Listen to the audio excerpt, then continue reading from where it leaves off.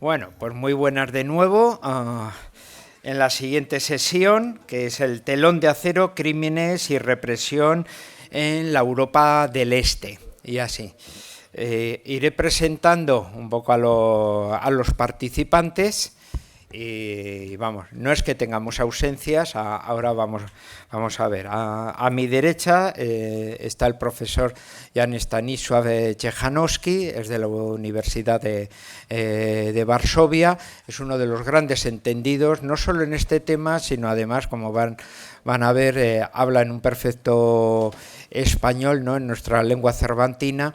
Y además es uno de los grandes expertos, lo digo pues porque pueden encontrar y buscar a nivel de bibliografía esencialmente las relaciones de Polonia y España durante el periodo de la Segunda República, durante la Guerra Civil y durante el periodo también de la Segunda Guerra Mundial. Y esencialmente, bueno, la presencia del mundo polaco en la España de todo ese periodo, de toda esa primera mitad un poco del siglo XX. Relaciones diplomáticas entre Polonia y España, un poco durante ese periodo, desde la instauración de la recuperación de la soberanía polaca desde 1918 un poco en adelante. Y por tanto, bueno, tiene una bibliografía muy importante un poco en esa labor esencialmente de hispanista, y luego claramente los conocimientos un poco de la historia de Polonia, pues no sabrá retratar muy bien cuál es un poco la situación. Así vamos tirando un poco de toda la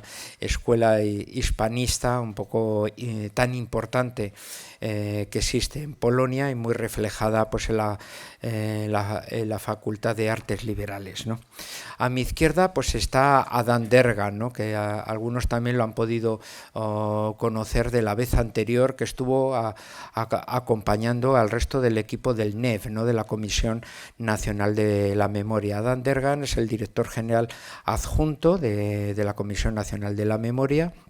Lleva bastante tiempo allí, también habla un perfecto español, aunque con un acento ultramarino. No voy a decir cuál para que ustedes intenten adivinar qué tipo de acento puede tener y así, pero Adán pues es también un gran experto, un investigador que esencialmente pues ha estudiado toda la parte un poco de memorística de lo que vamos viendo un poco en este aspecto, ¿no? O sea, todo el aspecto de la influencia, el daño que hicieron los diferentes totalitarismos que sufrió Hungría, preferentemente el comunista, porque es el más a largo plazo y el que tuvo un periodo, por lo tanto, de mayor destrucción a nivel social. Y también, bueno, pues aparte de esa labor, se puede decir, analítica de disección de esos daños, también todo el periodo de recuperación que luego pues se fue realizando pues a través del papel, hemos dicho muchas veces, positivo, pues preferentemente por parte, por ejemplo, pues el papel de las iglesias que van a tener en esa recuperación, y el papel simbólico que tuvo, por ejemplo, el cardenal Missentic. Todo el mundo pues puede ver, por ejemplo, bueno, pues está editado sus memorias en español, o en el caso de Polonia, por ejemplo, el cardenal Wyszynski, ¿no?, que tenemos su diario de la cárcel, un poco en ese ámbito, ¿no?, y se transformaron, bueno, en verdaderos líderes morales un poco en ese ámbito, ¿no? Y así. Por personas que veo que van quedando en pie, hay algunos huecos un poco entre el público, si alguno quiere un poco sentarse un poco en ese ámbito.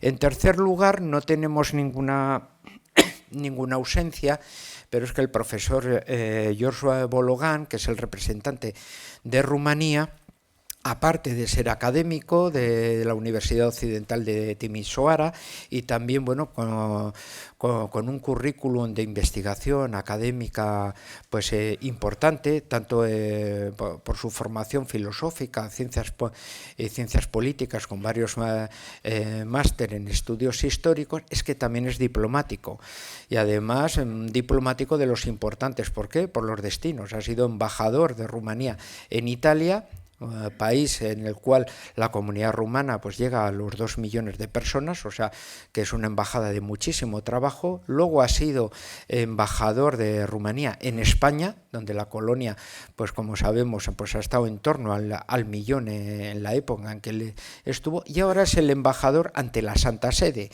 Claramente, pues como podemos figurarnos en pleno cónclave, pues le ha sido imposible, ¿no? Así que él entrará de manera online, siempre y cuando le dejen, y bueno, aprovechando un poco pues la amistad que tengo, pues intentaremos a ver si Off the Record nos puede decir algo. Oye, ¿cómo van las votaciones? ¿Te has enterado de algo así? No sé, bueno, no sé. Es diplomático, no creo que eso, pero quién sabe, ¿no? Igual no resulta que nos empieza a dar un balance y entonces dicen, bueno, pues están aquí en el café, les estamos viendo, les hemos pillado esto, ¿no? Y digo, ahí va, pues y tenemos una noticia primero. Así que, como vemos, pues somos un congreso donde funciona ese tema de la comunicación, y entonces tenemos hasta uno de los participantes, podemos decir, en los círculos cercanos al cónclave, y quizá pues podamos tener una de las noticias así emprendedoras un poco en ese ámbito, ¿no? Así que, como vemos, bueno, pues una mesa muy interesante, y esencialmente pues en este congreso, que como ven pues vamos a ir tratando un poco de la experiencia en diferentes continentes, bueno, pues uno quizá de los más marcados y necesarios es un poco el de la Europa, iba a decir ya de manera un poco provocativa, oriental. ¿Por qué? Porque muchas veces empiezas a notar que empieza la gente a removerse y decir, yo no soy de la Europa oriental, porque en efecto,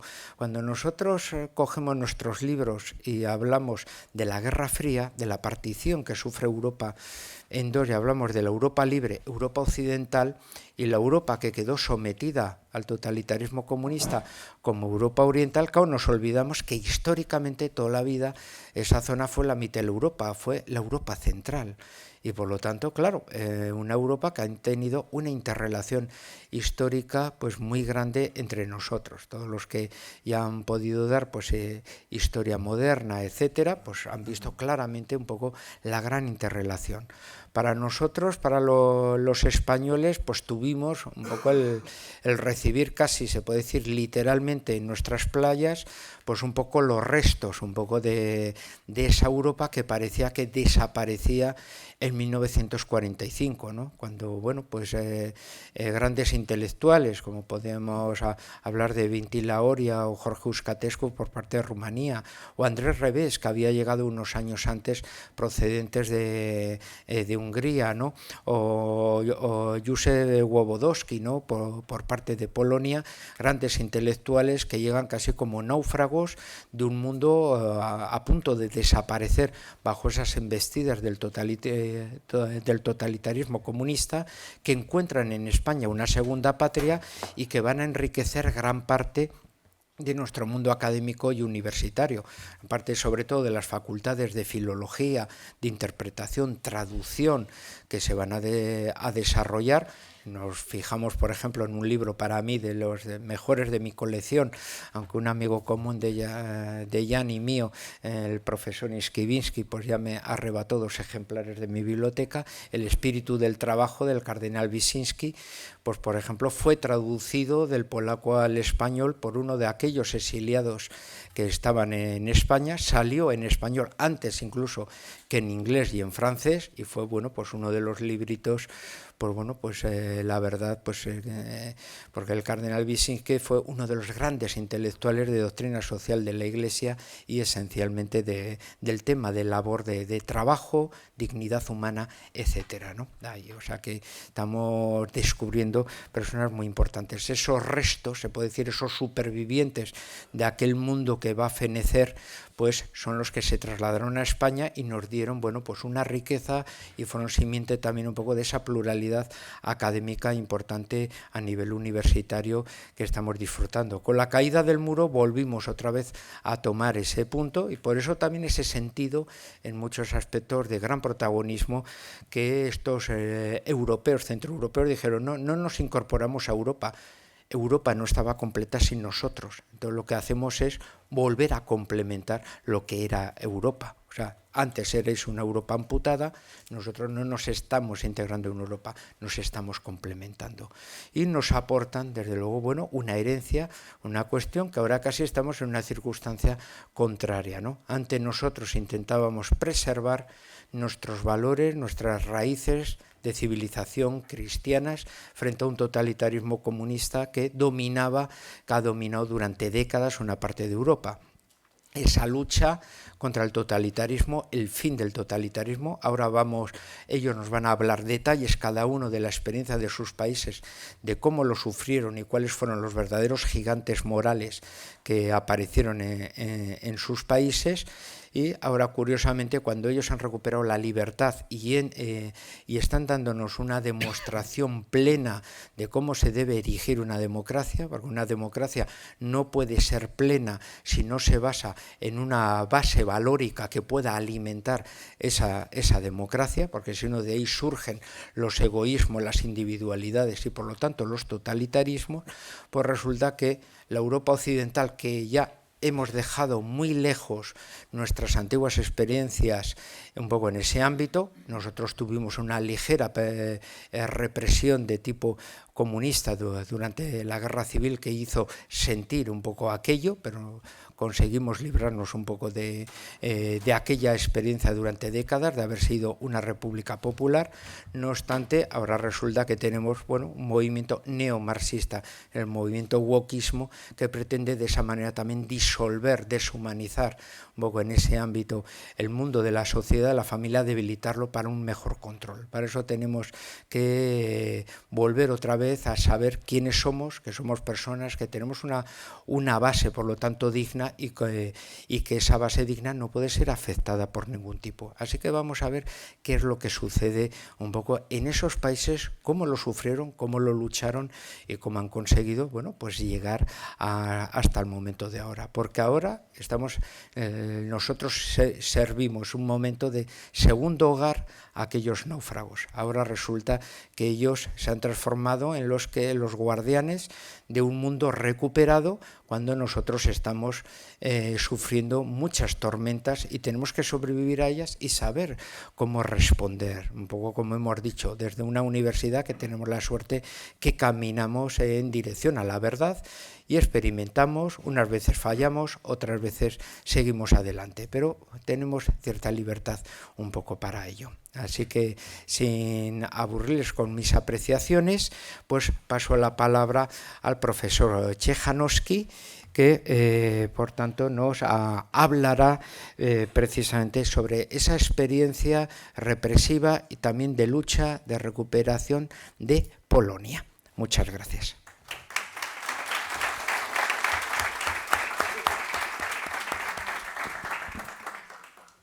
Sí, muchas gracias. En primer lugar, quiero agradecer a la Universidad CEU San Pablo, al amigo, el profesor José Luis Orella, la amable invitación a este congreso. Yo tengo una presentación de unos 20 minutos y les voy a hablar de la represión en Polonia durante la época comunista, ¿no? Durante la dictadura comunista, entre el año 1944 y 89. Pero claro, no voy a empezar con el año 44, un poco de plan general. Pues Polonia se crea como un estado exactamente en el centro geográfico de Europa hace 1000 años. Este año es el aniversario de la primera coronación del rey de Polonia.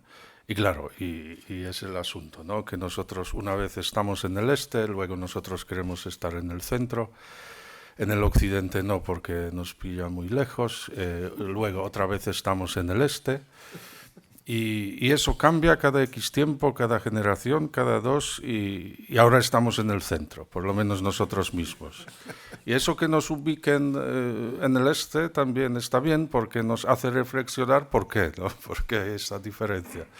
La cosa está relacionada también con los cambios territoriales. Porque claro, durante siglos es una democracia nobiliaria cosa bastante original, ¿no? Y en el siglo XVII el país más grande de Europa, con casi 1 millón de kilómetros cuadrados, pero es la corona del Reino de Polonia y el Gran Ducado de Lituania. Y no voy a explicar el lío porque esto sería para 3 horas o más. A finales del siglo XVIII, los 3 imperialismos vecinos absolutistas, el ruso, el prusiano y el austriaco, pues logran borrar Polonia del mapa de Europa a mano armada.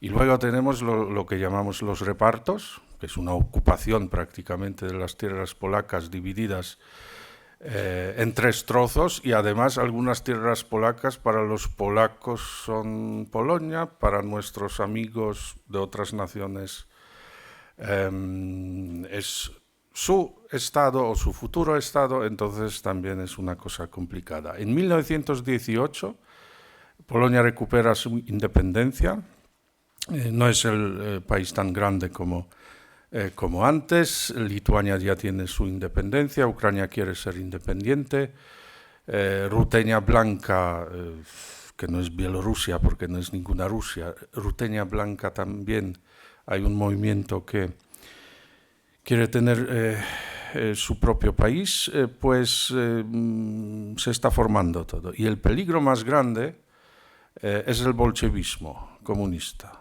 porque ellos siguen con la política imperialista de la Rusia de los zares, es decir, ellos entran en las tierras donde no hay ningún ruso.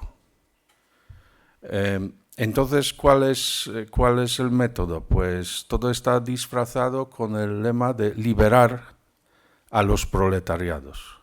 Así tienen derecho a liberar a cada proletariado del mundo. Y por eso esa política. Atacan a las tierras polacas. Bueno, los polacos intentan ayudar a los ucranianos para crear su propio estado, luego hay un contraataque. Y en agosto del año 1920, el ejército polaco paró el avance del ejército ruso en las puertas de Varsovia. Entonces ya tenían media Polonia invadida. Y claro, y aquella guerra es una especie, para los polacos es una especie de como la vacuna contra el comunismo, haciendo de ellos una de las naciones más anticomunistas de Europa. Y además, en la escala del odio implacable comunista, pues Polonia encontró un lugar bastante privilegiado. Lo que es importante es que los socialistas polacos, apoyados por la mayoría de los obreros, eran, primero, pro-independentistas y segundo, reformistas. Por lo menos la mayoría, ¿no? Y los campesinos tampoco optaban por el comunismo, la mayoría de la gente del campo. Viene el año 1939, después de más de 20 años de la independencia, y claro, el pacto Ribbentrop-Molotov, ¿no? El Tercer Reich y la Unión Soviética acuerdan dividir la zona y entre eso un nuevo reparto de Polonia. Hitler ataca primero, Stalin lo hace 17 días después, más tarde de lo acordado, porque acordaron el ataque conjunto. Londres y París declaran la guerra a Berlín, pero no cumplen con sus obligaciones de ayuda inmediata, pues la campaña dura un mes, 6 días. En Francia se crea el gobierno en el exilio, el nuevo ejército polaco, y hay un evento muy simbólico en Brest, ocupado, decorado con esvásticas y estrellas rojas, tiene lugar el famoso desfile de la victoria de las tropas aliadas. Se firma también un tratado de fronteras de amistad entre Alemania y la Unión Soviética. Y prácticamente entonces empieza el peor periodo de la milenaria historia de Polonia. La ocupación alemana tenía el plan de diezmar a los polacos y a los supervivientes, emplearlos como mano de obra, pero más al este. Así fueron asesinados por los alemanes o murieron por otras causas casi 6 millones de ciudadanos polacos. Claro, otra cosa complicada. En Polonia una cosa es la ciudadanía y otra cosa es la nacionalidad. Ciudadanía es el pasaporte, pero uno puede ser ciudadano polaco y ser de nacionalidad, si lo decide él, de nacionalidad polaca, alemana, ucraniana o lo que quiere, ¿no? Es ese concepto de nuestra zona que no tiene nada que ver con esa idea de nación-estado. Y bueno, entre esas casi 6 millones de víctimas hay unos 3 millones de judíos polacos o polacos de origen judío, es decir, un polaco que, por ejemplo, tenía una abuela judía, ¿no? También para los alemanes es un judío, aunque él no se sentía judío. Y unos 2,6, 2,7 millones de polacos étnicos que mueren en esa guerra por causa de los alemanes. Pues los soviéticos ocuparon la mitad del territorio de lo que se llamaba de lo que era la República de Polonia. Su sovietización trajo un desastre social, económico, cultural. La ocupación fue menos torpe que la alemana y dirigida sobre todo contra las élites. Y ya existía en la URSS una tradición de perseguir a los polacos considerados, eso se llamaba la nación enemigo. De más de 1 millón de polacos que se quedaron atrapados en el paraíso soviético, en realidad lo que se decía la cárcel de naciones oprimidas, perdió la vida la cuarta parte ya antes de la guerra. Solo en la llamada Operación Polaca de los años 37-38, claro, son los tiempos de la Gran Purga, unos 140.000, ¿no? Y durante la Segunda Guerra Mundial, los soviéticos asesinaron por lo menos a 150.000 polacos, y entre ellos ese crimen mencionado por la señora Blandiana, el crimen de Katyn, ¿no? Que se cargaron a unos 25.000 oficiales prisioneros de guerra, un genocidio. Y hasta finales de los años 80 los comunistas mentían diciendo que les mataron los alemanes. Se trataba también de víctimas de deportaciones masivas a las partes alejadas de la tierra inhumana, otro denominativo, de la URSS, archipiélago Gulag incluido. Como los comunistas constituían en Polonia un grupo marginal, los soviéticos intentaban producirlos. Ya en el año 1937, en España, el general soviético Walter, que era de origen polaco, decía a la brigada Dąbrowski que son, cito, la primera unidad, es decir, la vanguardia del futuro ejército de la Polonia popular. Termina la cita. En el año 43, Stalin crea la llamada Unión de Patriotas Polacos, que iba a ser la base del futuro régimen. Lo que pasa es que se dio la orden de apuntarse a todos los antiguos ciudadanos polacos, ¿no? de la República. Daba igual la etnia. En el año 44 los soviéticos entran a las tierras de la desaparecida República y empieza otro periodo de persecución, sobre todo del Ejército Nacional, que contaba con unos 300.000 soldados, pero muchos mal armados, y era como un brazo militar del Estado subterráneo polaco, que era bastante fenómeno en Europa porque tenía su propio sistema de justicia, de educación. Muchos soldados y civiles fueron deportados a campos soviéticos.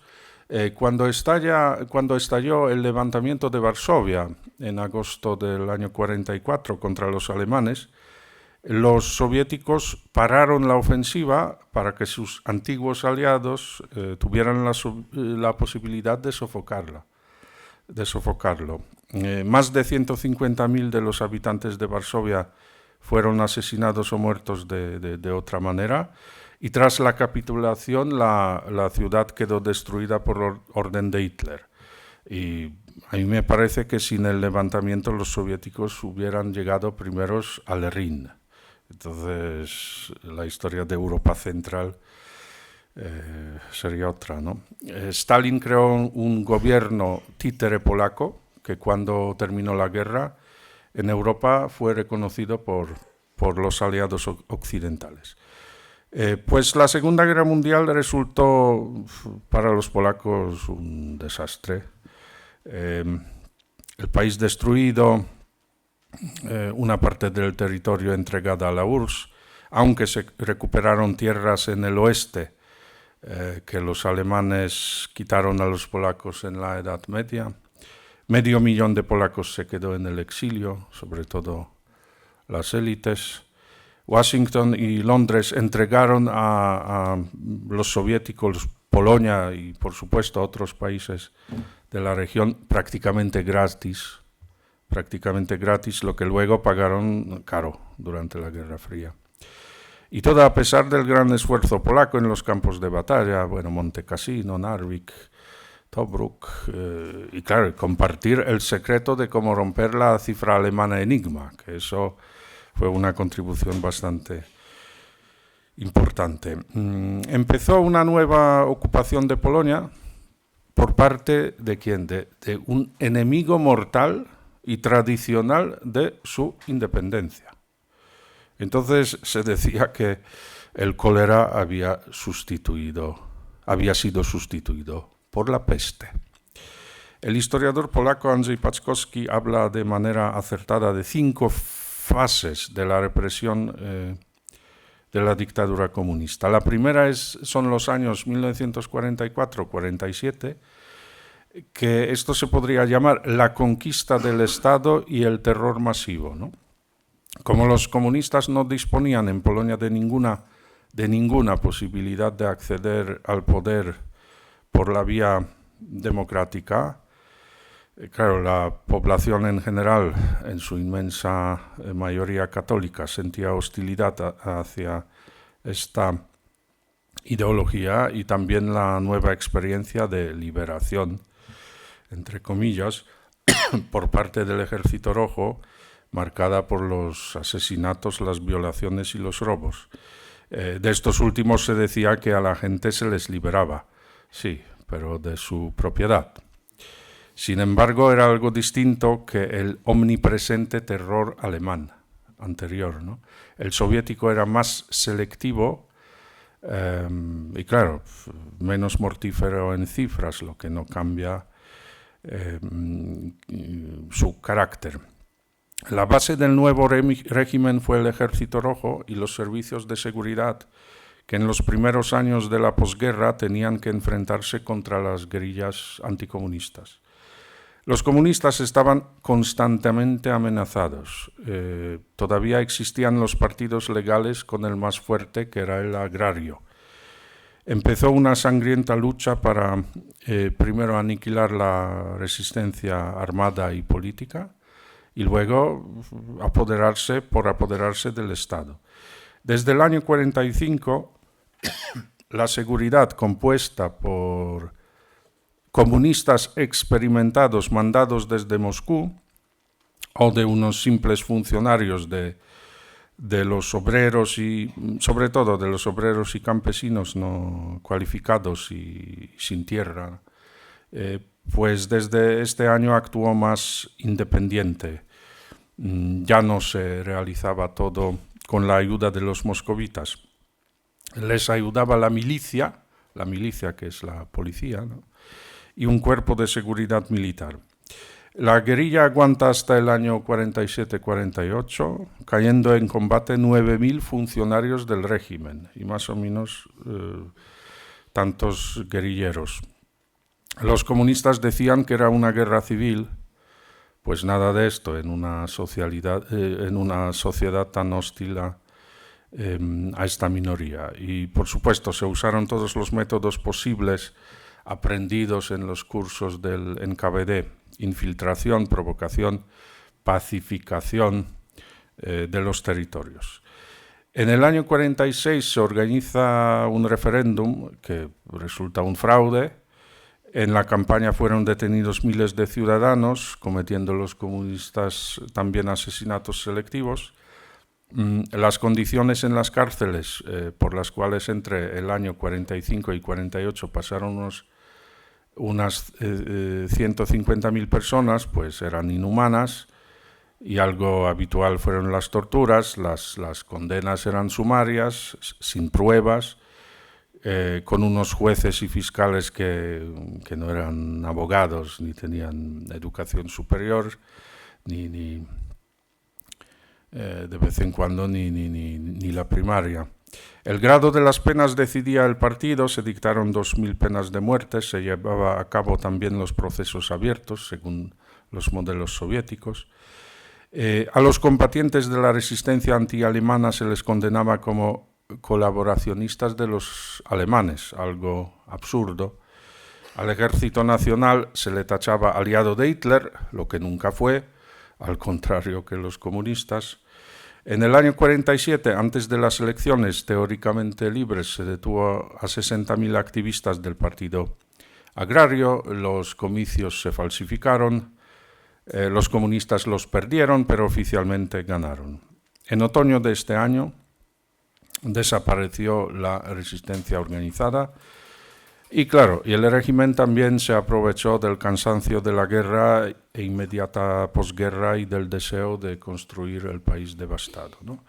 Entonces empieza la segunda etapa, años 48-56, la sociedad como objeto de conquista en el marco del intento de la sovietización de Polonia y el terror generalizado. Como en otros países de la zona, se realizó el mismo plan. Fingir aceptar una democracia, pero sin la derecha.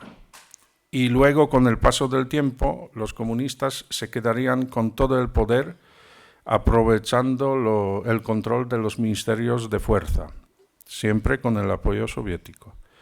Otros partidos desaparecían o se les absorbía, formando el partido único. Se centralizó también la economía con una industrialización acelerada estalinista, muchas veces sin sentido.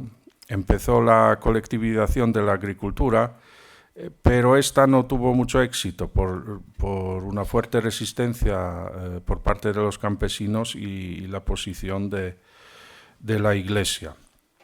El objetivo del régimen era aniquilar todo tipo de oposición real o potencial y prohibir cualquier libertad de acción. El terror masivo se hacía generalizado según el viejo lema: quien no está con nosotros, está contra nosotros. El objetivo principal era ahora aterrorizar a toda la sociedad. Como antes, en las purgas en la URSS, cualquiera podía ser declarado enemigo del pueblo, incluso gente fiel al partido. Se detuvo a su secretario general, Władysław Gomułka, un hombre bastante simple y doctrinario, pero no se le juzgó como a sus homólogos en otros países. Pero las represiones internas constituían solo una pequeña parte del total. La vieja tesis de Stalin, ¿no?, de la intensificación de la lucha de clases. En el país mandaba ahora el presidente de la República, Bierut, ya antes de la guerra, agente del NKVD. En el campo, la represión consistía en llevarse las cantidades obligatorias de carne y trigo de los agricultores. Se atacaba a los kulaks, campesinos más ricos, que muchas veces eran todos los campesinos que tenían algo de tierra. Porque así termina la cosa siempre. Las represiones iban dirigidas también contra políticos, funcionarios, oficiales de antes de la guerra y soldados que habían regresado del occidente, pero la escala de la represión era menor que por lo menos en lo que vimos estos políticos diplomáticos rumanos, que claro, se podría hacer muchas comparaciones, las diferencias, las similitudes entre estos países, que no hay tiempo para hacerlo. Pues normalmente a los enemigos del pueblo o A sus hijos no se les dejaba estudiar en escuelas superiores. Los llamados elementos sospechosos contaban más de 5 millones de polacos, un tercio de los adultos del país, ¿no? Y, por ejemplo, en el año 1952 había 50.000 presos políticos. Tras la liquidación de la oposición, la Iglesia Católica era la única institución independiente que seguía siendo como el baluarte de la libertad, que los propios comunistas usaban ese término, combatido ahora abiertamente, pero claro, tampoco tanto como en otros países. No obstante, desde el año 48 la Iglesia estaba cada vez más vigilada. En el año 53 se condenó a uno de los obispos a 12 años de prisión, con una acusación completamente inventada, y el hombre más fuerte, mencionado por el profesor Orella, más fuerte de la Iglesia, el primado Stefan Wyszyński, pues por los católicos considerado el interrex, ¿no? Como en un reino, pues fue internado. La situación empezó a cambiar a finales del año 53, tras la muerte de Stalin. Se liberó a Gomulka y a otros encarcelados. En el año 55 se admitieron algunas faltas y errores, como se decía, pero fue solo suavizar el sistema. Entonces tenemos la tercera etapa, desde el año 56 hasta el año 1981, el llamado socialismo real. Dejaban la palabra comunista, se autodominaban socialistas, y el sistema ya era solo de la represión selectiva. Pues una especie de deshielo, ¿no?, que empieza tras el famoso Congreso del Partido Comunista Soviético de febrero del año 56, durante el cual Bierut se muere. Parece que la ayudaron un poco porque su época llegó a su fin. Se decretó una amnistía de la cual fueron excluidos más de 1.000 presos. Algunos condenados fueron rehabilitados. El sistema del terror general se empleaba a menor escala. La sociedad parecía paralizada, pero no fue así. En junio de 1956 estalla en Poznań una insurrección obrera, entonces la segunda más grande en el bloque del este tras la berlinesa. Fue aplastada, causando 70 muertos. El primer ministro declaró que la mano levantada contra el poder popular la vamos a cortar. Pero por primera vez en la Polonia la multitud asaltó los edificios del régimen y quemó los comités del partido. Eso los comunistas nunca lo olvidaron, siempre temiendo la reacción de los obreros, que en teoría ejercían la dictadura del proletariado. En el octubre de 56 hubo un cambio, pero los polacos no siguieron el ejemplo de sus amigos húngaros, que respondieron con esa gran insurrección. Pues no volvió la democracia, pero volvió Gomulka, que ya antes decía que el poder, una vez adquirido, no lo devolveremos nunca. Los consejeros y generales soviéticos, en la práctica jefes, volvieron a casa. Se produjo una cierta alegría por el final del estalinismo, el comunismo de hierro, como se decía, pero sobre todo entre la parte de las élites que quería tranquilidad y poder trabajar de manera orgánica, de base, aprovechando no las libertades, pero menos represión, menos censura y menos control. La época de Gomulka es de un país cerrado al mundo, que perdía una oportunidad tras otra de desarrollarse como otros estados no comunistas. Ya desde el año 57 el aparato represivo actuaba severamente contra las manifestaciones, así que el entusiasmo duró poco. La estrategia de las fuerzas de seguridad ya era distinta. El control de la población más discreto, aunque se esforzó la vigilancia de los círculos intelectuales y sobre todo de la Iglesia. En el año 70, Gomułka cayó tras ordenar disparar a los obreros de los puertos del Báltico, lo que causó 40 muertos. Otra vez ardieron los comités del partido. Al poder llegó Gierek, minero de profesión con experiencia en Bélgica y Francia, que aparentemente suavizó el sistema, lo abrió a la cooperación con el Occidente, pero endeudó el país de una manera que Polonia continuó pagando sus deudas hasta 2012. En 1976 se aplastaron huelgas convocadas por la fatal situación económica, deteniendo a millares de trabajadores. Entonces aparece la oposición organizada. Primero en forma de comités de defensa de obreros. El régimen no les atacó abiertamente por temer la reacción del Occidente y empleó la táctica de hostigamiento, como arrestos preventivos de 48 horas sin orden judicial o negarse a dar pasaportes. En el año 78 la dictadura encajó un duro golpe al ser el arzobispo de Cracovia, Karol Wojtyła, elegido como Papa Juan Pablo II. Y bueno, los comunistas cometieron un enorme error dejándole visitar Polonia al año siguiente, cuando pronunció la famosa frase: que baje tu espíritu y renueve la faz de la tierra, de esta tierra. En 1980, otra oleada de huelgas con cientos de miles de participantes, pues a mí me parece que cambió el rumbo de la historia, no del comunismo en Polonia, pero de la historia mundial del comunismo, porque se preparó algo inesperado. El aparato de represión no estaba preparado para tanta protesta. Como decía uno de los opositores, ahora no se quemaba a los comités, pero se formaban los nuestros.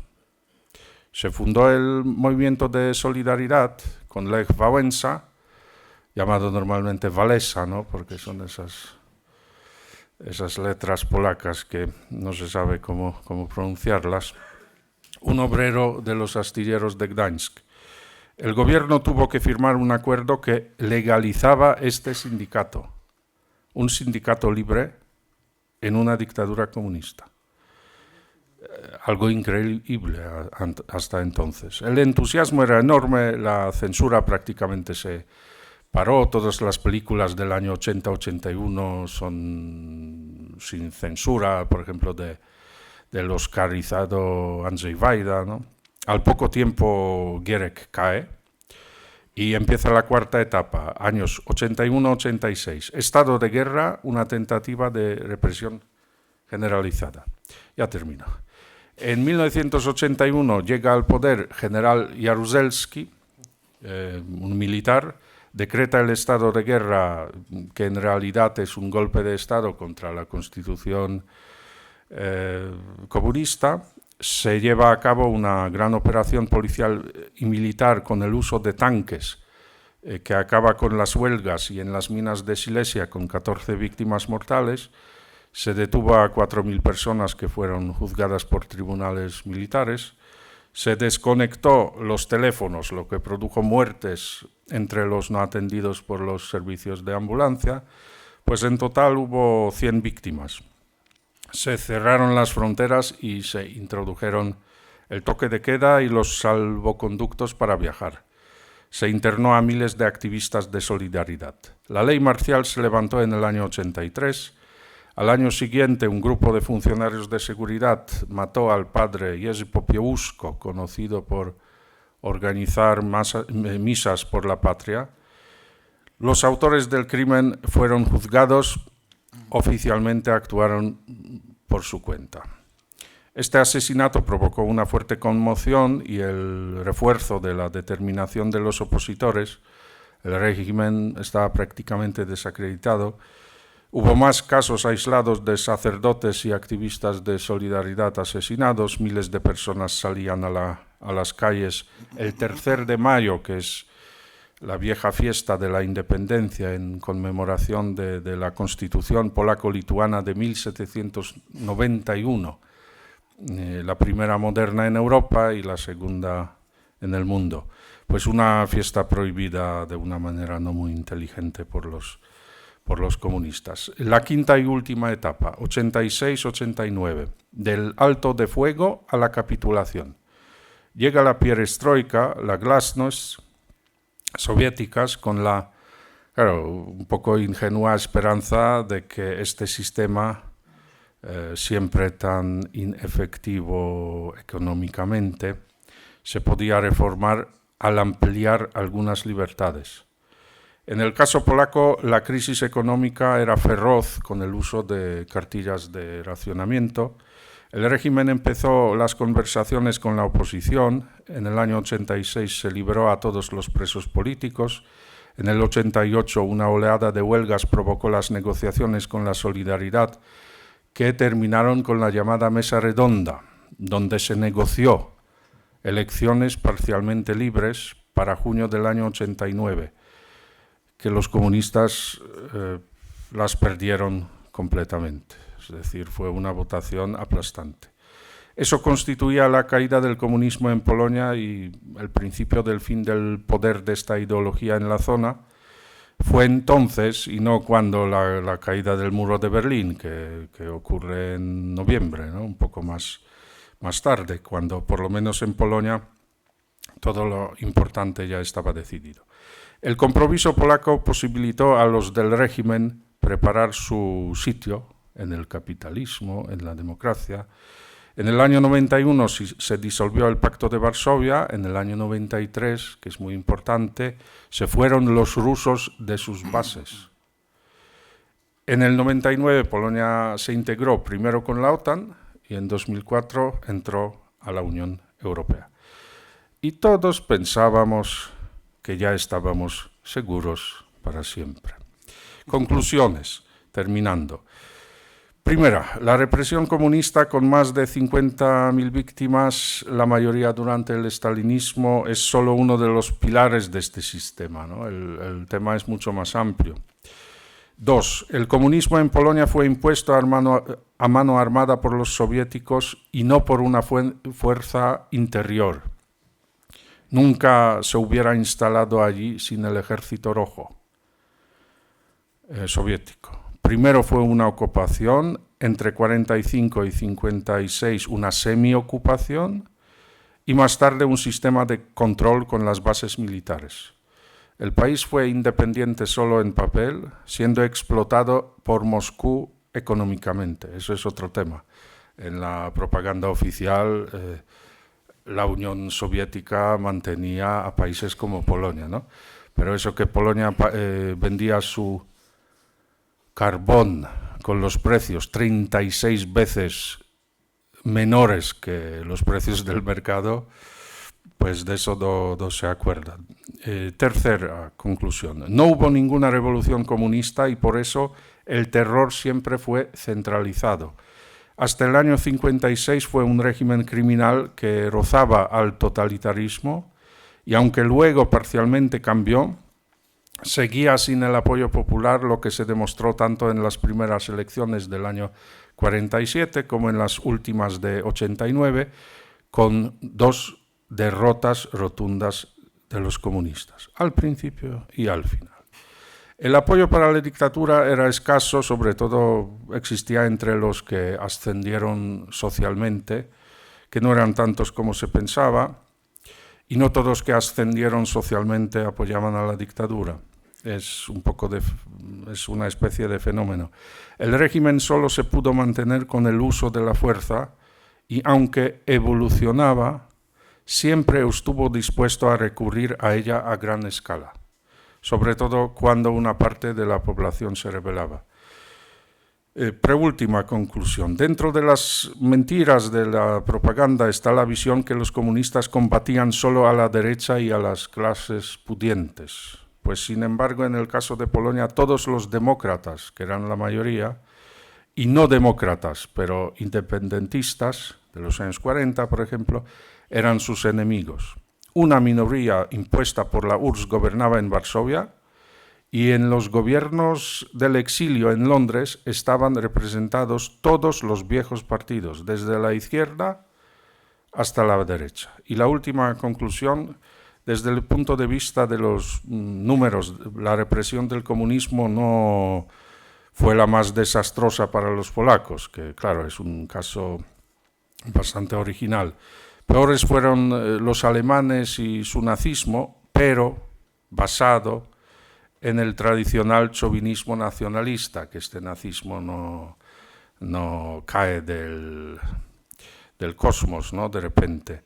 Los soviéticos tenían otra táctica, asesinaban a las élites que veían imposibles de convencer, perseguían a los representantes del país independiente de entreguerras, a otros intentaban comprar o captar.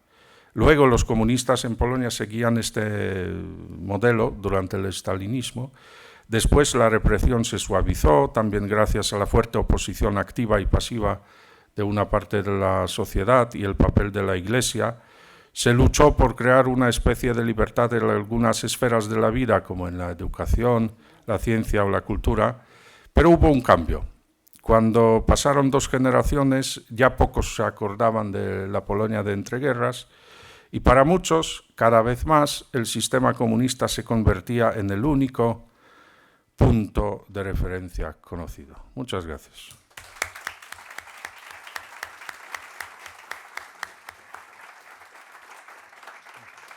Bueno, pues pasamos ahora rápidamente, bajamos un poco geográficamente a la corona húngara y vamos a ver ahora la experiencia en Hungría. Así que pasamos la palabra a Adam Dergan, director general del Comité de Memoria Nacional, el NEP. Muchísimas gracias. Solo 2 cosas muy rápidamente, antes de todo. La historia de mi país, la historia de Hungría, es casi tan largo como la historia de Polonia. Y además hay varias similaridades también, pero espero que mi presentación no será tan aburrido para ustedes. Vamos a ver. Sí. Una cita. Siempre fui pesimista, pero siempre acababa decepcionado. La realidad resultaba aún peor de lo que había imaginado. Una cita de un húngaro, Lajos Nagy. Estimado profesor Oreja, estimado profesor Csernovszky, damas y caballeros y queridos estudiantes. Gracias por la oportunidad. Es un gran honor para mí estar hoy aquí en Madrid, en la Universidad Católica CEU San Pablo, en representación de la Comisión Nacional de la Memoria de Hungría. Considero que las naciones del lado oriental del telón de acero compartieron el mismo destino. La amarga experiencia de la dictadura comunista se convirtió en una lengua común entre nuestras naciones. En realidad, es un placer para mí estar aquí junto a un experto de Polonia. Mi institución colabora con colegas polacos con éxito desde hace más de 10 años. Nuestra tarea es de suma importancia. Debemos mostrar el verdadero rostro de la dictadura comunista a nuestros colegas de Europa Occidental. Debemos evidenciar los pecados contra la humanidad, los pecados contra Dios, los pecados los cuales golpearon por igual a los polacos, rumanos y húngaros también. Tras la Segunda Guerra Mundial, el destino de Hungría estuvo determinado fundamentalmente por los 2 siguientes factores: la derrota y la ocupación soviética. La Unión Soviética dividió Europa en 2.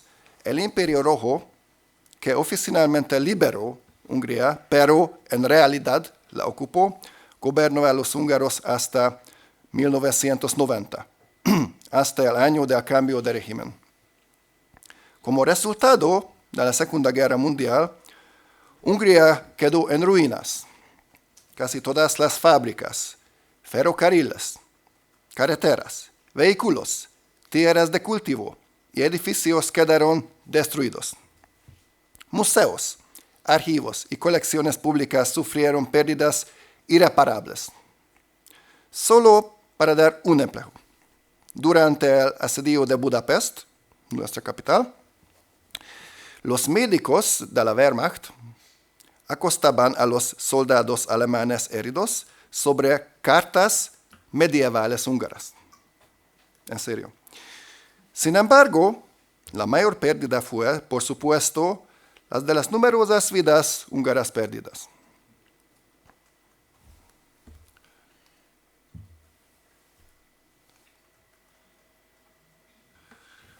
El año 1945 fue en muchos sentidos un hito de la historia de Hungría. No en vano, los alemanes llaman acertadamente a 1945 la Stunde Null. En palabras del político húngaro Imre Kovács, el año 1945 fue un gran cisma de la historia húngara. Entre los acontecimientos relacionados con 1945 destacan la deportación de cientos de miles de civiles húngaros al sistema de campos soviéticos de Gulag y Gupfi, la ocupación militar soviética y el saco del país, la reestructuración radical de las relaciones de propiedad, la confiscación de tierras eclesiásticas y la ruina financiera de las iglesias. Y el inicio de la toma violenta del poder político total por parte de los comunistas. El resultado fue terrible. Terror masivo contra la población, violación de las libertades humanas, encarcelamiento de las masas, ejecuciones, declarar enemigos a grupos sociales enteros. Cifras. En 1945, una parte significativa de la élite política, militar, social y eclesiástica húngara optó por la emigración. Aproximadamente 250,000 de personas, políticos, soldados, médicos, periodistas, actores y clérigos, se vieron obligadas a abandonar su patria. Muchos de ellos encontraron nuevos hogares y se convirtieron en ciudadanos apreciados en España y América Latina. Más de 600,000 húngaros de la cuenca de los Cárpatos fueron capturados por la Unión Soviética. Todos fueron llevados a los campos de Gulag y Gupfi. Al menos 200,000 de ellos eran civiles, incluidos niños entre 14 y 15 años, niñas también, civiles cuyo único pecado era ser húngaros. El número de víctimas húngaros del comunismo, incluyendo las muertes en campos soviéticos, se acerca al 500,000. Pero la cifra de muertos no es el único dato importante en Hungría. Entre 1949 y 1953, alrededor de 1,5 millones de personas recibieron algún tipo de castigo. Todo ello en una población adulta total de 4,5 millones. Decenas de miles de personas fueron encarceladas. Cientos de personas fueron ejecutadas. Decenas de miles fueron despojadas de sus apreciados hogares y exiliadas a granjas y recintos propios para animales. Otros fueron enviados a campos de trabajo húngaros, una versión húngara del Gulag, como el más conocido, el campo de trabajo de Recsk. Pero también fueron víctimas de la dictadura comunista aquellos que no pudieron ingresar a la universidad porque sus familias iban a la iglesia. Entre las víctimas del comunismo figuran cientos de miles de familias campesinas que fueron despojadas de sus tierras, confiscadas para formar granjas estatales. Me gustaría hablarles de un grupo de víctimas poco conocido: las mujeres húngaras violadas por el Ejército Rojo. Me gustaría leerles algunos fragmentos de diarios recopilados por la Comisión Nacional de la Memoria de Hungría. Estos documentos fueron escritos entre finales de 1944 y principios de 1945 durante los combates en Budapest.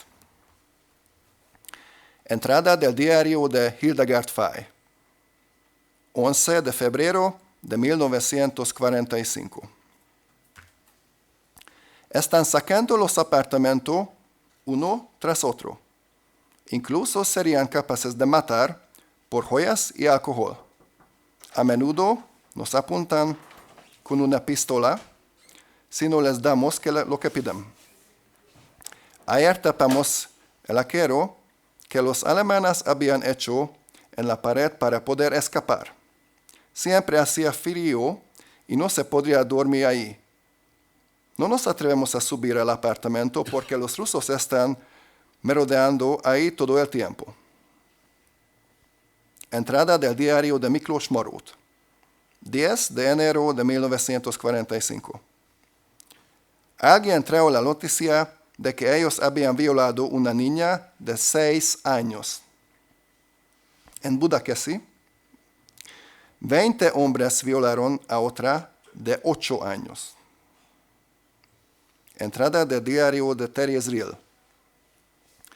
El 28 de enero, cuando llevábamos 36 días estando en el sótano, llegaron los primeros soldados rusos. Teníamos curiosidad por ver cómo se verían. Eran bastante diferentes. Algunos trajeron algo de comida y la repartieron entre nosotros, pero la mayoría buscaba objetos de valor o perseguía a las mujeres. Si no había mujeres que se ofrecerían voluntariamente, o si la persona no les convenía, entonces la víctima elegida era violada ante de los ojos de todos. Si los padres o su marido intentaban impedir la violación, los mataban a tiros inmediatamente. Entrada del diario de Fejér-Pataki. Lamentablemente solo se conoce el apellido del escritor. La familia judía que vivía en el piso de arriba con nosotros, que hasta ahora había estado escondida, salió confiando en algún milagro divino.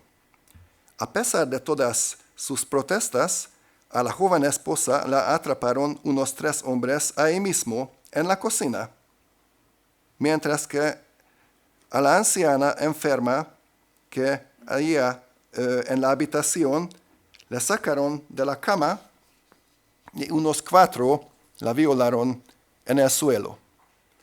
La pobre mujer gritaba que era comunista y judía, pero la única respuesta fue la risa. Permítame contar un último caso. El señor Károly Müller era un arquitecto conocido en Hungría. El 3 de febrero de 1945, los soldados soviéticos que invadieron su casa en Budapest obligaron a él y a su hijo a excavar sus tumbas en el jardín antes de ejecutarlos. Sí. Una hija de la familia fue violada en la terraza y posteriormente asesinada.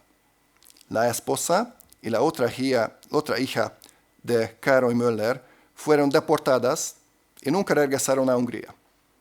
No se trata de un caso aislado. de ocupación en ocupación.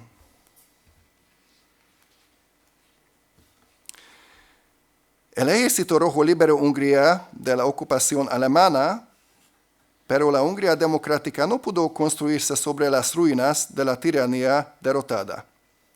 Hungría no llegó a recuperar su independencia ni por un momento. Tras la ocupación de Hitler, vino la ocupación de Stalin.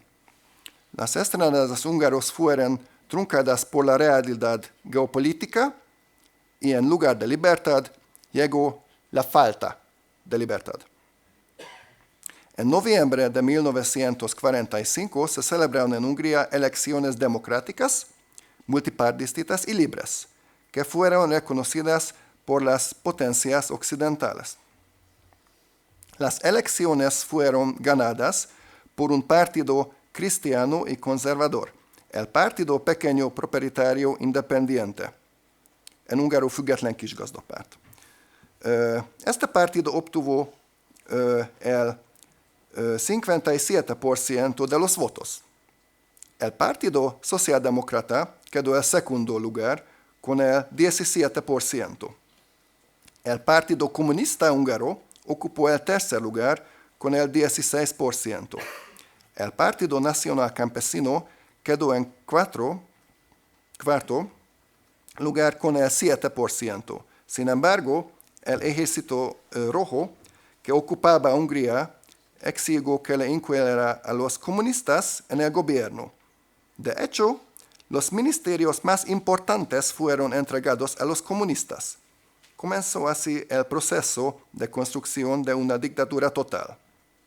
El Partido Comunista Húngaro, con pleno apoyo soviético, fue tomando el poder paso a paso. Desde el principio, trató de apoderarse de los puestos más importantes. Los tres más relevantes fueron los de asuntos exteriores, política y justicia. Una vez que los obtuvo, se decidió a aplastar a las fuerzas democráticas. Hasta 1949, los demás partidos fueron abolidos. Se implantó la constitución estalinista y se consolidó la dictadura total. Sustituir a la élite. La guerra arrasó con la antigua élite húngara tradicional. Se necesitaba una nueva élite que estaba formada por dos grupos. Uno era la oposición legal de izquierda al sistema político anterior a 1945, el régimen del gobernador Miklós Horthy, Anna Kétli, István Riesz y Antal Bán. El otro grupo era la oposición comunista ilegal que fue enviada a Hungría desde Moscú. Los comunistas de Moscú, Mátyás Rákosi, Ernő Gerő, József Révai, Mihály Farkas, Imre Nagy, también destruyeron en poco tiempo a sus aliados socialdemócratas. A los grupos conservadores y democristianos se les dio a elegir entre la emigración, la cárcel o la ejecución. La situación política fue perfectamente descrita por el dictador Mátyás Rákosi. Quien no está con nosotros, está contra nosotros. La sovietización. Desde el principio, la Unión Soviética y los comunistas húngaros pretendieron sovietizar Hungría. La Unión Soviética impuso su modelo político en todos los países ocupados, ignorando las tradiciones y culturas locales. Los elementos obligatorios de la dictadura soviética son los siguientes. La dictadura absoluta de un partido, el Partido Comunista. El culto personal y la obligación de venerar al líder del Partido Comunista. Cultura y medios de comunicación centralizados. Juicios políticos conceptuales. La eliminación de las especificidades nacionales. La celebración obligatoria de las festividades comunistas. La pérdida de privacidad en la sociedad. intimidación, terror y la presencia omnipresente de la policía política, destrucción de opositores reales o imaginarios del régimen comunista, encarcelamiento de sacerdotes, nacionalización, abolición de la propiedad privada y obligar a los campesinos a formar cooperativas agrícolas. La confesión del acusado es la reina de las pruebas. Una parte muy característica de la dictadura comunista era el juicio político. Estos casos judiciales se llevaban a cabo de acuerdo con un concepto político planificado de antemano. Los juicios conceptuales fueron inventados por Andrei Yanurashevich Vyshinsky. Vyshinsky se convirtió en fiscal general soviético en 1935 y dirigió muchos juicios de este tipo. De él proviene la famosa cita: la confesión del acusado es la reina de las pruebas. El servicio secreto comunista utilizaba medios terribles para arrancar la confesión al acusado. Por ejemplo, abusos físicos, forzar a beber del retrete, privación del sueño, quemaduras con cigarrillos en la piel, y los testículos de los hombres eran electrificados. Y ahora voy a hablar algunas cosas sobre las tareas y los proyectos de mi lugar de trabajo. ¿Qué hacer con el pasado? Lamentablemente, las generaciones jóvenes no saben mucho sobre la historia del siglo XX. Por eso es crucial que los países del antiguo bloque soviético establezcan institutos dedicados a la memoria de la dictadura comunista. En Eslovaquia es el Instituto de la Memoria Nacional Ústav pamäti národa UPM. En la República Checa es el Instituto para el Estudio de los Regímenes Totalitarios USTR. En Polonia es el Instituto de la Memoria Nacional Instytut Pamięci Narodowej IPM. En Rumanía es el Instituto para Investigación de los Crímenes Comunistas y la Memoria de los Emigrantes Rumanos, Institutul de Investigare a Crimenul Comunistului și Memoria Exicului Romanesc, ICCMR. Y en Hungría, la Ley Suprema de la Constitución establece que se creará una Comisión Nacional de la Memoria para la preservación estatal de la memoria de la dictadura comunista.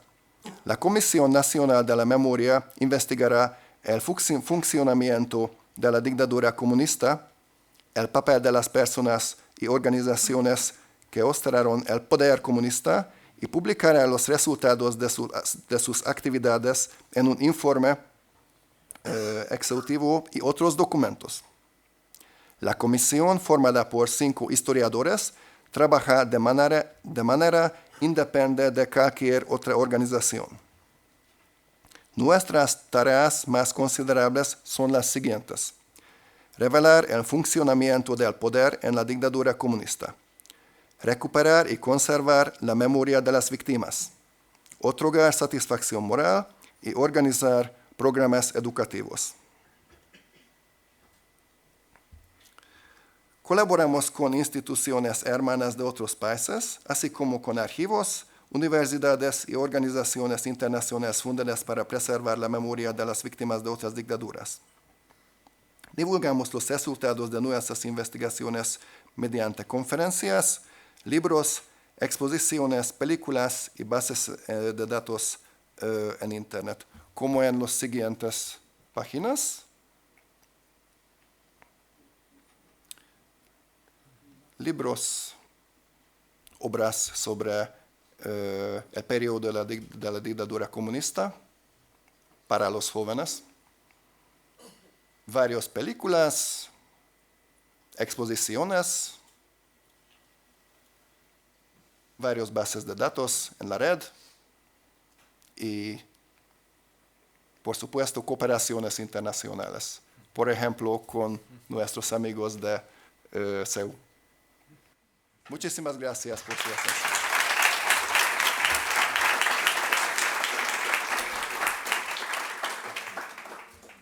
Muchas gracias. Pues entonces ahora ya pasamos ya a nuestro último invitado, el profesor Bologan, excelentísimo embajador de Rumanía ante la Santa Sede, que nos hablará sobre la situación de Rumanía, y a él sí le damos también permiso debido a la situación tan especial que está, que si sabe off the record alguna información del conclave que nos lo haga seguir, ¿no?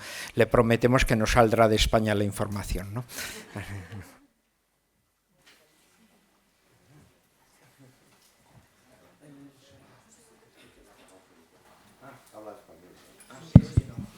Profesor Bologan, por favor, encienda su micrófono, lo tiene apagado. Su micrófono, lo tiene apagado, enciéndalo. Ahora, ¿se oye? Sí. Perfecto, se oye, se oye. Ahora sí. Muchas gracias. Excelentísimos invitados y participantes, señoras y señores. Permítanme comenzar agradeciendo sinceramente a la Universidad CEU San Pablo por la invitación y por esta valiosa iniciativa. Lamentablemente, debido a obligaciones institucionales y al inicio del conclave hoy, 7 de mayo, como embajador ante la Santa Sede, he debido permanecer en Roma. Les agradezco su comprensión y de manera especial quiero expresar mi reconocimiento a la señora María Pop, directora del Instituto Cultural Romano en Madrid, por su intensa y eficaz labor. Saludos cordiales a la señora Ana Blandiana, una voz importante y muy apreciada, hija de un sacerdote ortodoxo muy apreciado en la ciudad de Oradea. Las conferencias que se celebran estos días nos permiten comprender mejor las consecuencias para la humanidad cuando algunos creen que la memoria histórica puede ser selectiva, cuando la mentira se presenta como verdad y cuando el pensamiento crítico se va ahogado por corrientes obtusas y actitudes superficiales. Comenzar con una reflexión sencilla pero profunda. El mundo ha perdido sensibilidad bajo los regímenes que han pervertido el orden mundial, el fascismo y el comunismo. Ambos regímenes totalitarios destruyeron la sensibilidad humana.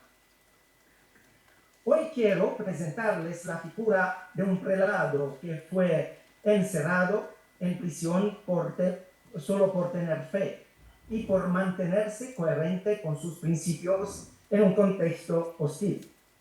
Para él, la fe no era solo una creencia, era su vida misma. Hablar del primer cardenal rumano, Iuliu Hossu, es ofrecer una lección sobre el carácter, la responsabilidad humana y, sobre todo, la memoria histórica. Conocer la historia reciente y la historia de los demás también nos ayuda a comprender la importancia de la Unión Europea y su papel en la defensa de los valores democráticos, en particular la libertad de expresión y de creencia. ¿Por qué? Aunque hoy en la Unión Europea se hable mucho de política correcta, esta no puede considerarse justa si limita la libertad de creencia o discrimina a los cristianos y a las tradiciones que definen nuestra identidad europea. Hablar de memoria histórica es esencial. La memoria histórica nos permite recordar y reflexionar sobre los acontecimientos que han marcado la vida humana y cambiado el destino de nuestros antepasados. Es un compromiso para desterrar el olvido, para transmitir a los jóvenes y a las futuras generaciones lo que ocurrió y así evitar que los horrores del pasado se repitan. La memoria histórica se convierte así en la conciencia de nuestra sociedad. ¿Qué es Greco-Católica Rumana.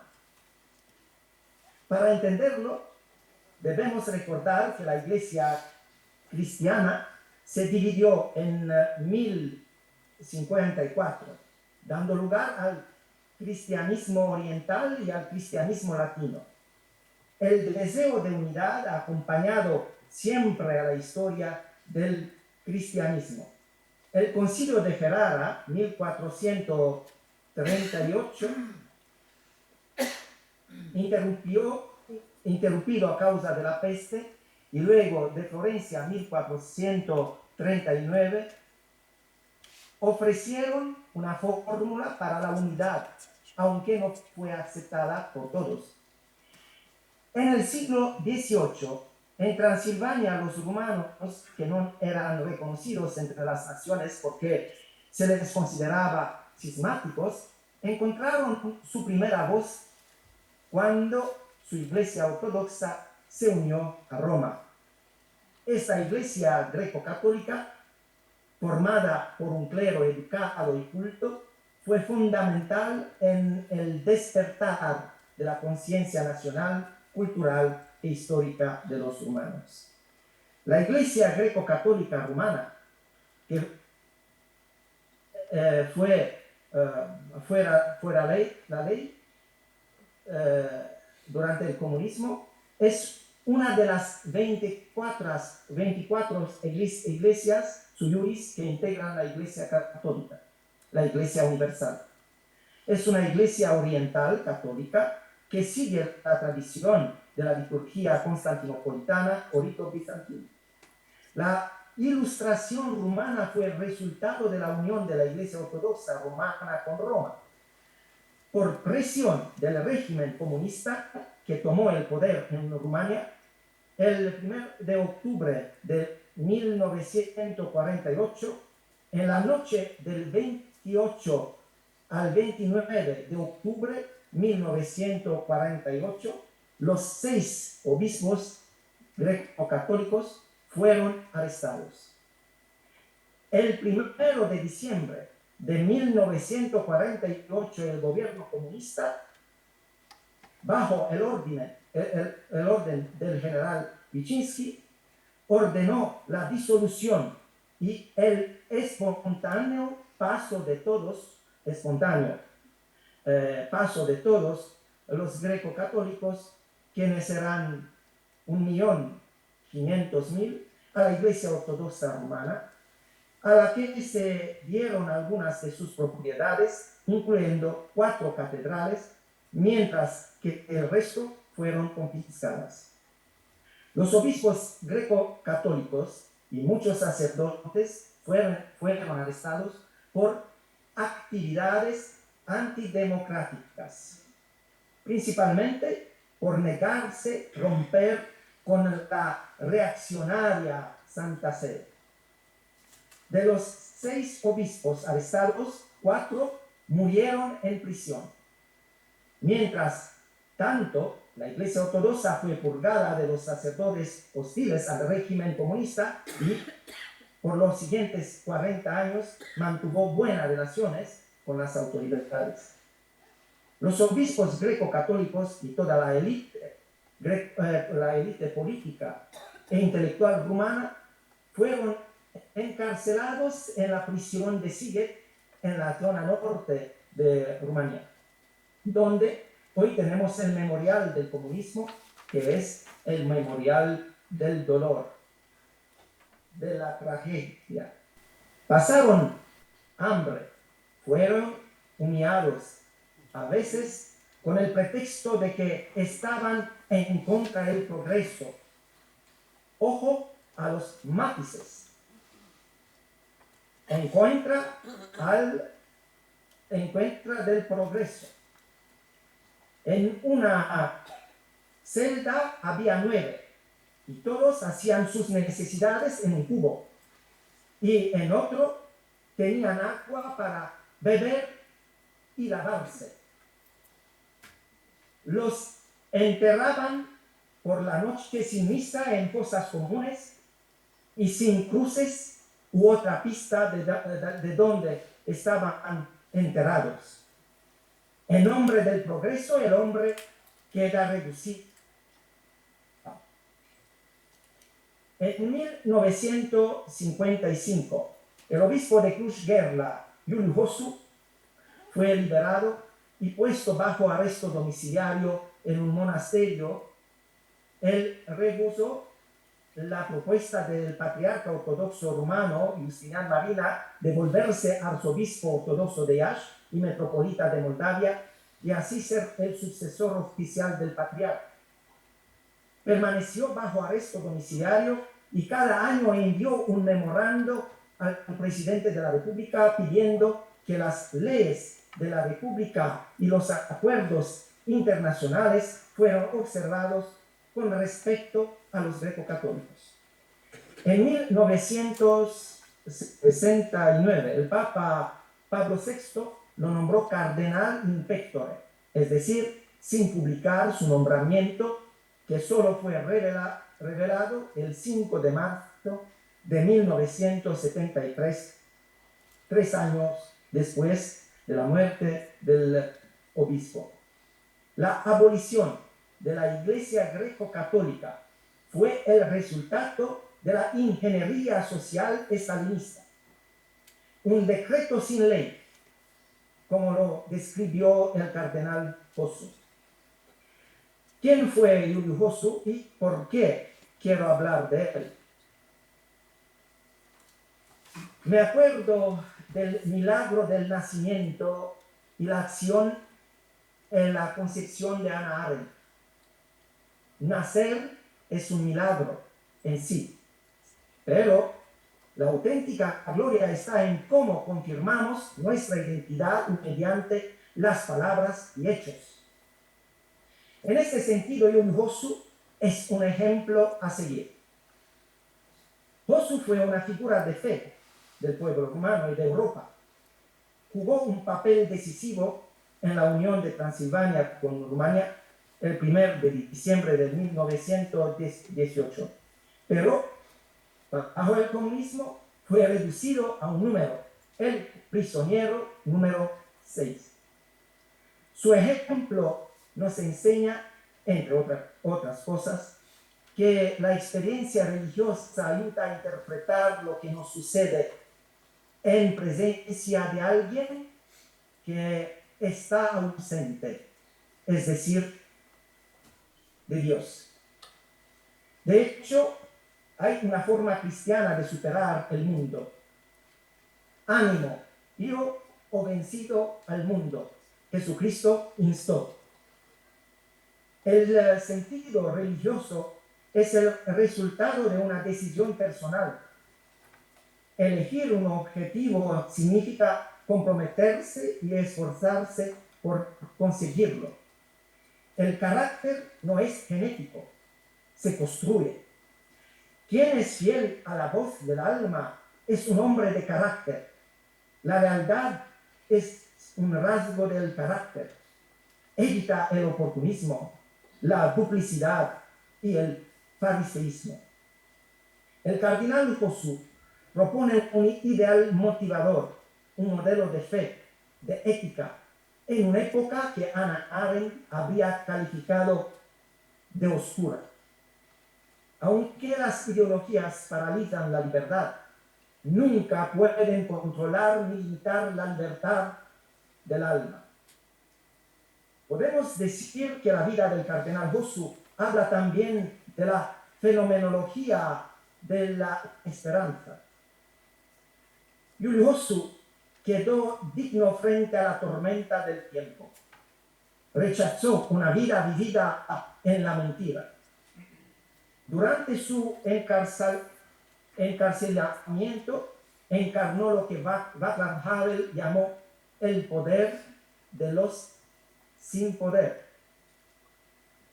Fue coherente con esos valores perennes, despreciados y socavados por las dictaduras comunistas. Esa coherencia se convirtió en la principal estrategia para el restablecimiento de la libertad. Nunca el cardenal Hosu abandonó el norte de su brújula moral. Quiero hablar del perfil heroico del cardenal Josué. Los héroes nunca mueren. Perviven en la historia y nos ayudan a reinventarnos para construir un mundo justo. Dos personajes que se convirtieron en héroes en nombre de la verdad. Derrotados por la cobardía y la mentira, fueron Sócrates y Cristo, ambos condenados sin culpa. Homero, en su Ilíada y la Odisea, describe el perfil del héroe. El héroe refleja el credo del pueblo al que pertenece, haciendo hincapié en la fuerza y la inmortalidad. La diferencia entre los héroes de Homero y los héroes de hoy es que aquellos que eran aclamados por sus virtudes, mientras que los héroes actuales parecen ser un peligro para quienes hacen del mal una virtud. El héroe siempre ha sido objeto de reflexión filosófica, debate ético, análisis psicológico y psicoanalítico. El héroe nunca destruye, construye un modelo, muestra a los demás que los límites del ser pueden superarse. El combustible de este acto de cambio es la fe. En otras palabras, es una elección ética y existencial. El héroe no destruye, construye. El héroe hace lo que es necesario. La tentación del poder ha sido derrotada. Ha decidido su destino. Su fe es su vida. ¿Qué lo convirtió en héroe? Su creencia, su ideal.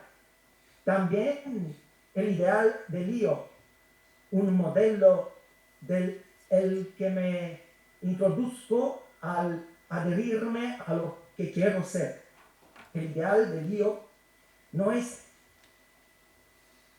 con lo sublime. El heroísmo tiene que ver con la conciencia moral. La valentía como dimensión moral es siempre lealtad a los valores.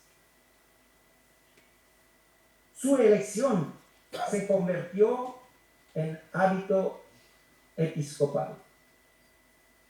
La valentía nace del corazón, de la elección de la firmeza. La elección de los valores orienta la existencia de los héroes. Desde el punto de vista social, la estalinización de Europa del Este significó la destrucción de los vínculos humanos que en general se describen como sociedad civil. Se instaló en los individuos un sentimiento de miedo. La justicia revolucionaria debía calmar la sed de venganza del Partido Comunista contra los intelectuales, la Iglesia y todos aquellos que tuvieran dudas respecto a la política del partido. La justicia y el ejército fueron purgados y se trajeron personas mediocres. El único criterio de selección era someterse ciegamente al partido. Entre los intelectuales solo lograron parcialmente anestesiar las corrientes críticas o el pensamiento independiente. La literatura se convirtió en expresión de falsedad e hipocresía moral. El partido necesitaba personas controlables, débiles, incluso fácil de chantajear. Las personas de clase media, y no solo ellas, intentaron colaborar con el régimen por miedo y oportunismo. El politólogo estadounidense de origen rumano, Vladimir Tismanianu, considera que el suicidio ético y el comportamiento camaleónico se convirtieron en endémicos entre la intelectualidad común.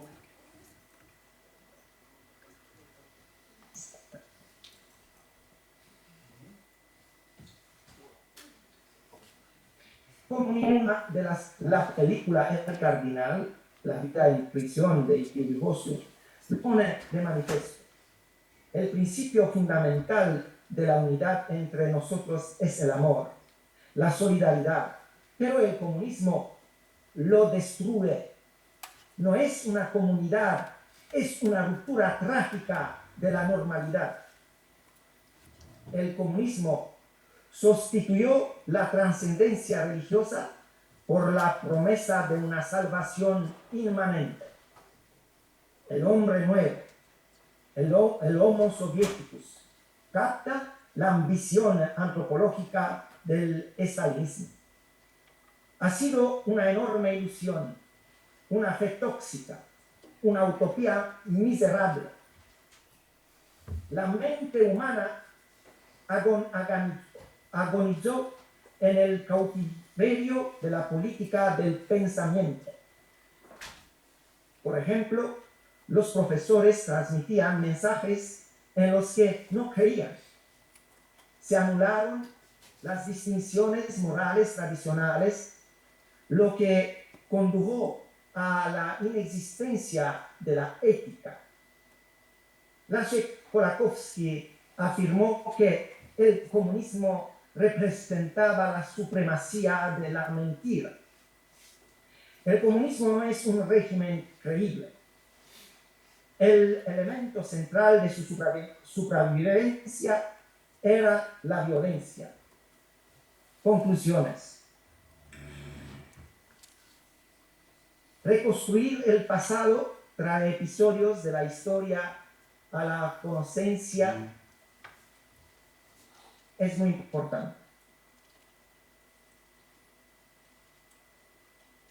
La historia reciente puede darnos la capacidad de captar señales y similitudes con acontecimientos que ya han.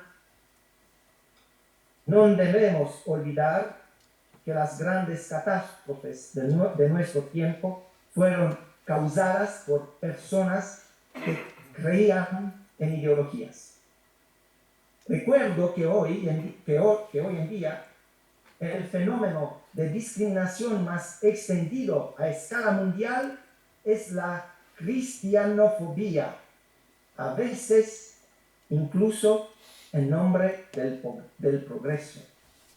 Los cristianos siempre son perseguidos. A menudo hay más simpatía por otras religiones que por el cristianismo.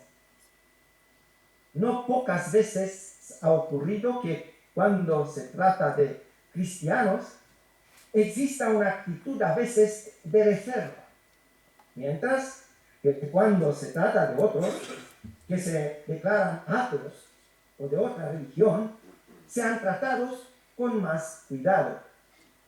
No debemos olvidar que los derechos políticos son iguales.